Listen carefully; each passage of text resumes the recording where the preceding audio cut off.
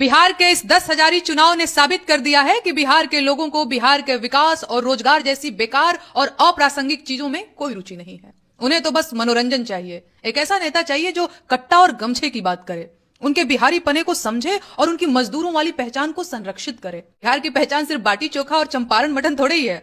बिहार की असली पहचान तो यहाँ की बेरोजगारी और पलायन है। और जो भी उनकी ये पहचान खत्म करना चाहेगा, बिहार के लोग उसको हराकर ही दम लेंगे। बिहार में कारखाने लग जाएंगे तो विरह के गीतों का क्या होगा? घर के मर्द ट्रेनों में भरकर परदेश नहीं जाएंगे तो रेलिया बैरन जैसे गीत कौन गाएगा? अब त्योहार में परदेश से लौटने का जो सुख है, बिहार के लोग उससे महरूम नहीं होना चाहते। 36 घंटों तक ट्रेन में ठूसे रहने के बाद ट्रेन से निकलकर खुली हवा में सांस लेने का जो सुख है, वो अपने गांव देश के रोजगार में कहां मिल पाता।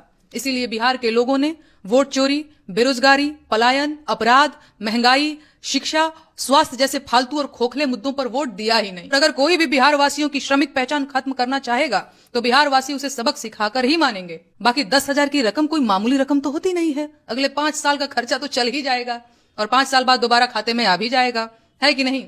बाकी जवान बेटा रोजगार मांगने पर लाठी खाए तो खाए, आदमी जहरीली शराब से मरे तो मरे, मरीज अस्पताल के बाहर बिना इलाज खत्म हो जाए तो कोई गम नहीं, दूसरे राज्यों के कारखानों में लोहा पीटने जाना पड़े, चाहे कोई भाषा के नाम पर बेइज्जत कर दे, उदास नहीं होना है। सबसे जरूरी 10,000 रुपए का एहसान चुकाना है। 10,000 की रकम के वफादार बने रहना है। बिहार के इस 10,000 चुनाव ने साबित कर दिया है कि बिहार के लोगों को बिहार के विकास और रोजगार जैसी बेकार और अप्रासंगिक चीजों में कोई रुचि नहीं है। उन्हें तो बस मनोरंजन चाहिए। एक ऐसा नेता चाहिए जो कट्टा और गमछे की बात करे, उनके बिहारी पने को समझे और उनकी मजदूरों वाली पहचान को संरक्षित करे। बिहार की पहचान सिर्फ बाटी चोखा और चंपारण मटन थोड़े ही है।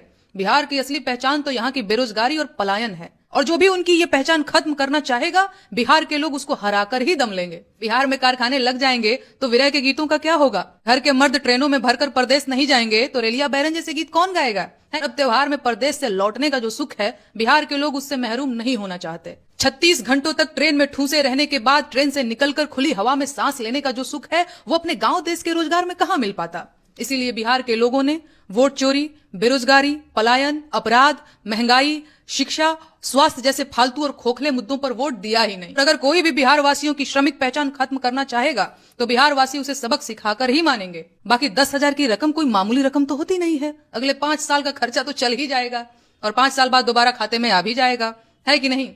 बाकी जवान बेटा रोजगार मांगने पर लाठी खाए तो खाए, आदमी जहरीली शराब से मरे तो मरे, मरीज अस्पताल के बाहर बिना इलाज खत्म हो जाए तो कोई गम नहीं, दूसरे राज्यों के कारखानों में लोहा पीटने जाना पड़े, चाहे कोई भाषा के नाम पर बेइज्जत कर दे, उदास नहीं होना है। सबसे जरूरी 10,000 रुपए का एहसान चुकाना है। 10,000 की रकम के वफादार बने रहना है।